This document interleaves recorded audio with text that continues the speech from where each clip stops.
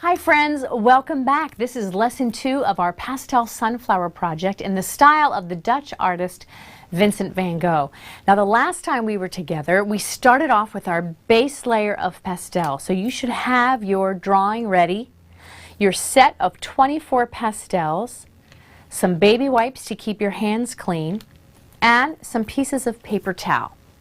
Now the reason you want to have some paper towel handy is twofold. One is you want to use a paper towel under your drawing hand to prevent smudges from going all over your paper.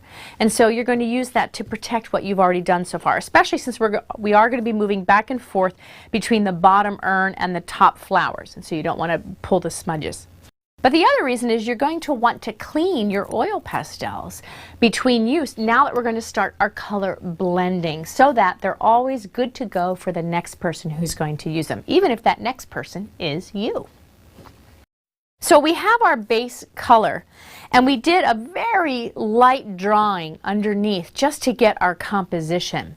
You know, when Van Gogh was starting off, he only did drawings and some ink sketches, but he really didn't start painting till well into his later 20s. He started at the age of 27. He really felt that drawing was key to mastering any other type of art. So he drew and drew and drew all the time. Now, you recall we talked about that he really wanted to pursue ministry. He had a real heart for poor people and people who were lost, and he spent some time as a missionary in the country of Belgium to the mining community there in a mining town. And he loved to live among the miners and the peasant people. He would give them the shirt off his back. He gave whatever clothes he had, and whenever his brother Theo, who he was very close to, was considered his best friend as well as his brother, when his brother Theo would send him money, Van Gogh would turn around and give it to the miner families. He was so generous. But he didn't have a lot of means to support himself. He went there as an unpaid missionary. So he would draw, and he would trade his drawings for some bread. That is actually how he supported himself. He still didn't think of himself as an artist. He thought of himself as a man of God doing ministry. And he did art on the side. But he loved to draw, and he would sketch and draw and trade those to the local baker or the local butcher to try and get some meals. Drawings for food. Take a look at this drawing that Van Gogh did in 1880 when he was living in Belgium working with the miners. It's called The Sower. And he often did sketches of the peasant people with whatever their daily life was like as farmers, sowing seed, working in the mines. And it was sketches like this that he would trade for food.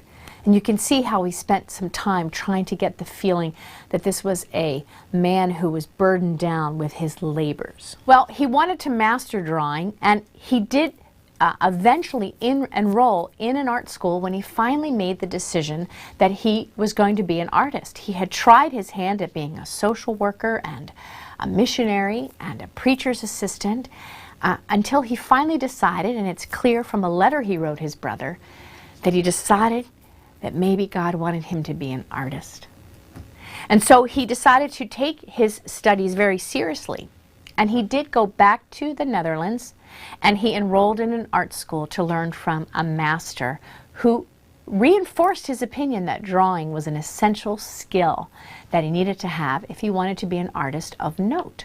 Van Gogh wanted to leave a legacy, and that's why he really wanted to go into ministry. He wanted his life to have worth and value, and he wasn't quite sure how he could leave a legacy through his art.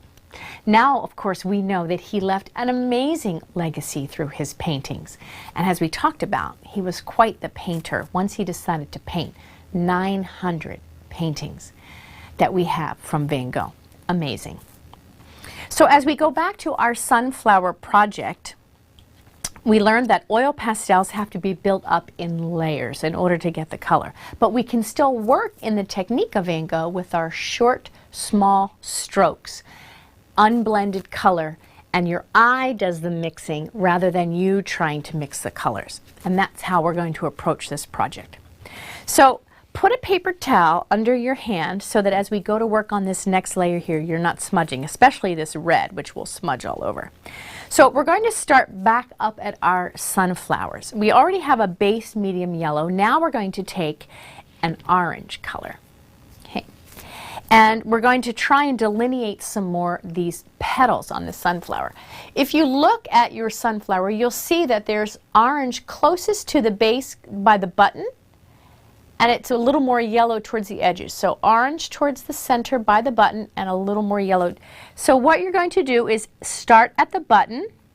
Just pick a sunflower, start at the button, and on each petal, as you go around, you're making short strokes, almost so it's like a sunburst. How appropriate, since these are sunflowers, all the way around, like so. Now I'm going to go to this sunflower. And I can already see that I'm starting to get some yellow picking up on my orange pastel, which is what happens since we're going right on top. I'm starting at the button, short strokes outward towards the edges of those other petals, like this. Even on the one that is more elliptical, right? You're just going to make longer strokes where you see the full petal, and where you see just the short end of the petal, those are just going to be shorter strokes. And on the ones where it's from behind, I don't really see that orange, so I'm just going to leave those alone. But can you see how my orange pastel now has yellow on it? I want to clean that off. So that's important. That's why you have paper towels handy. And so you just kind of turn the pastel in the paper towel, and you want to clean that off so it's back to being nice and orange again. And that's important. So just like you would clean your watercolor pans, your brushes, these are your tool, and you want to keep your tool clean so that it's exactly what you want the next time you go to use it. So now that I've done that, I want to take a peachy, almost like a very light orange color. I want to use that. And now what I want to do is I'm going to actually make the short strokes on the edges of each petal. So each petal has a shape, kind of almost a flame shape, comes up to a point like this. So you might think you want to draw the outline, still stay with the short, small strokes. I know it's hard, you're tempted to do something else, but we want to stay with this technique, right? Short, small strokes on the outside of each. And you're going around each petal of these forward facing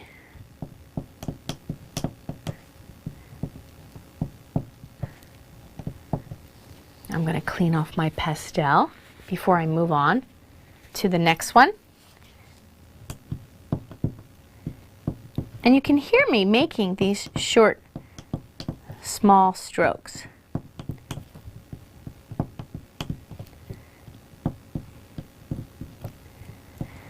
You can already see a little more variation and definition by layering this color on the sunflowers. Now the petals that are underneath the other one, okay, see how this flower is above this one? This is kind of tucked behind it. This is on top. That's going to be a darker value over there.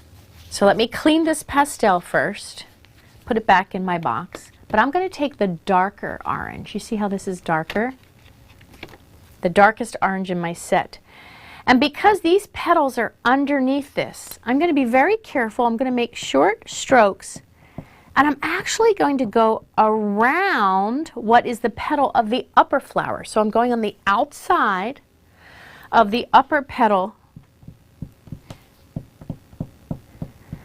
So it makes this top flower pop. This lower one is darker underneath, like that. Now I still have to go back with my peach on this flower here, but the same thing is going to happen. So first I'm going to go on the edges with this peach right over the yellow. But when I get to the part that's under the other flower, I'm going to go darker. And I'm going to make my strokes so that you see the petals of that upper one. So my strokes are kind of covering over into the flower that's underneath. And then this petal, this flower pops out. Now for this one that's elliptical, let me clean my pastel first. There we go, put that back. Clean this pastel. Move my paper towel so it's under my hand. I'm doing the edges of each petal.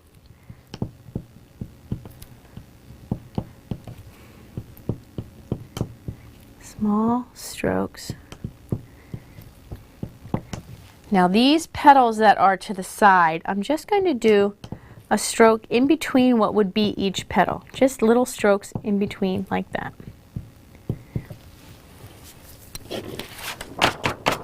Get rid of that extra. Great.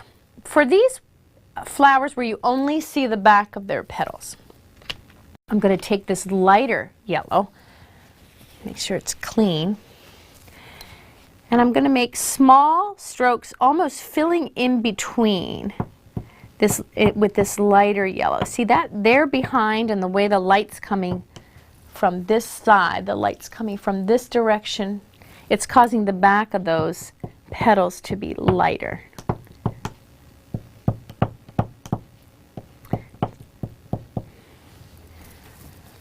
The very edges of these petals are really light. So I'm right over where I had that peach, right in that corner, almost like I'm making a V right on those. Same thing here, the edges are really light. So just right where the point is of each petal, I'm making a few short marks with my very light yellow. Here too.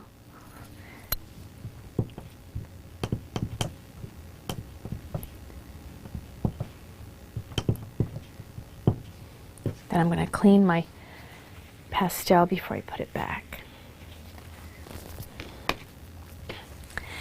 Now for our leaves, they're not that flat shade of green. So I see this nice yellow green here. This is a yummy color. So on one side of the leaf, usually when a leaf is a natural spade shape and it has a center vein, the leaf itself starts at the vein and kind of puffs out on each side, right? So it's two similar sides of a leaf. So on the one side of the leaf, like you should be able to see where you started your strokes at the vein line. Just on one side, you're going to lay in this yellow-green, small strokes out toward the side, but just on one half.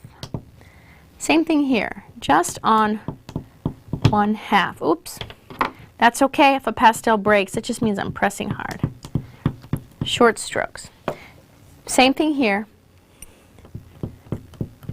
from the center line out, small strokes.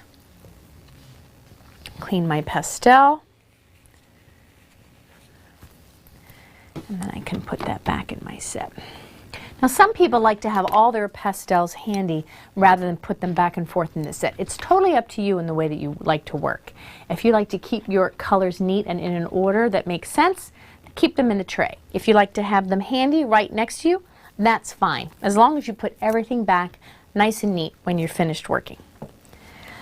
So we want to do the stems in the same way. We want to add in multiple layers of color. We already have this very bright medium green, but because these are fuzzy leaves, it's a duller green. So let's take that yellow green again, and right over top, small strokes right on top, green on over green, like this. Now, see all this space in here? You really don't see any background going through this. You see other leaves that are behind. Maybe there's other flowers in the back of the urn that we don't see. And so we want to fill in those gaps with some color for the suggestion that there's a lot of foliage tucked in that urn. So here's where you're going to use the strokes to help you. Instead of doing strokes that mimic the stems in an upward direction, now you're going to use this light green pastel and do strokes counter to that in more of a horizontal direction, but very light and very loose and not carefully planned out. So kind of like this. And so what we're doing is we're making some short strokes to fill in to suggest other foliage in there, like that. Now take the tannish gold that you have in your set. So it's like this color. Same thing that we just did, only you're layering over this tannish gold right over where you made those sideways strokes to suggest additional foliage in our composition, like this. Let me clean that off. Now you should have in your set something that looks, what I'm going to say is like a moss green. It's like a very dark, dull, olivey moss green. So let's use that right now. And in the leaves that are very prominent with the vein line, what would be the vein line? You're going to make a dotted line, like short strokes, again in this style of Van Gogh, right over top like that. And on the side where we have just our base medium green, not where we put the light, we're going to make these darker strokes coming out to the side. So whatever side that was.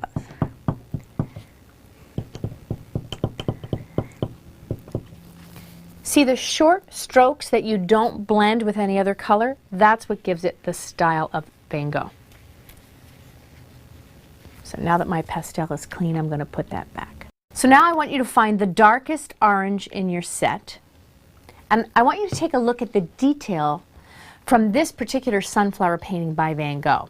And you'll notice he used orange to outline the petals so that he could really create some definition in their shape, even though the bulk of the sunflower's actual petal color was yellow. So now we're going to use this dark orange, and on one side of each petal, one side, you're going to make a series of small strokes, just one side. You might think, didn't we just do that with a peach? Well, yes, we did. But remember, with oil pastels, it's about layering color to create definition. So just on one side. But it doesn't have to be all of them, and it doesn't have to be all the way around. Like that. I'm going to clean my pastel. And now I'm going to return to my base color, so that same yellow that was your base color, because we want this to be the first color you see, so it should be our top layer as well. So now I want you to go back and fill in with small strokes over the entire petal area.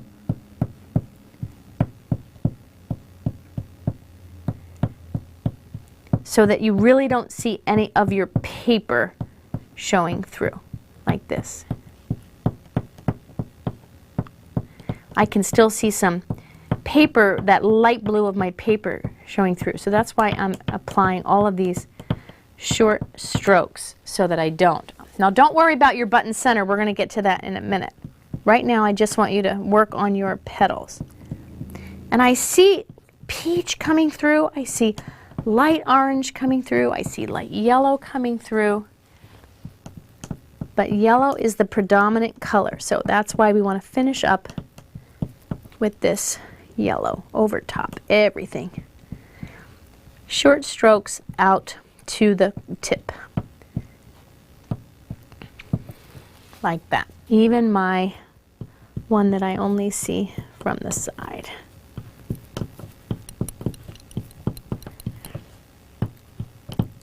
Now the best way to make this yellow stand out will be in our next lesson, which I can't wait to show you. See, I'm still keeping my paper towel under my hand because I don't want to smudge. Now I want to create a little bit more definition with those ones that we only see from the back. So let me clean this pastel. I'm going to use the peach color to do that. And because it's a much lighter flower than the others, I don't want to use that dark orange, but I'll use some small strokes in between those petals to create a little more definition. There we go. Like that.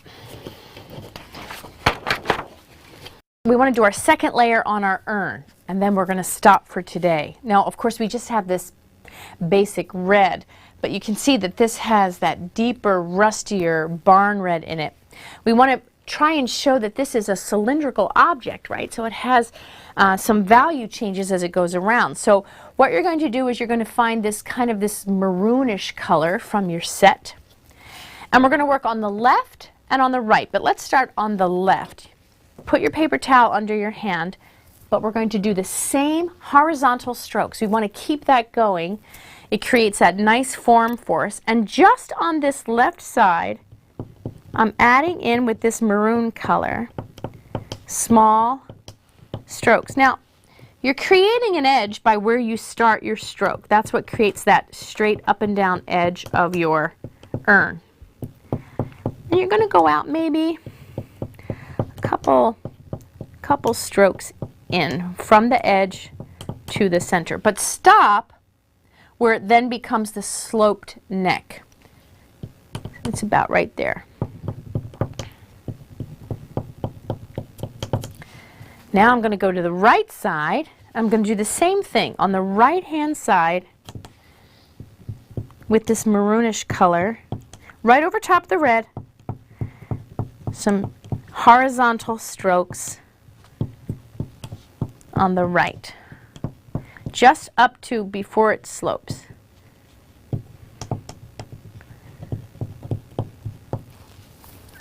Can you already see the form starting? Because we're creating a darker value to the left and to the right, where it's going to be lighter as it moves around. And that change in value is what creates form, the sense that this is a 3D object. I want to make sure I clean my maroon pastel. The tip, there we go. Don't leave any bits of paper towel on there. Right there. And we need an additional layer in our button. So take that mossy green, and in the center of the button, so that really notice how the edges of this button is very dark, but you can see some gold and some green in the center of the button. So in the center of each button, put your paper towel underneath to protect your drawing. Add in some of this green.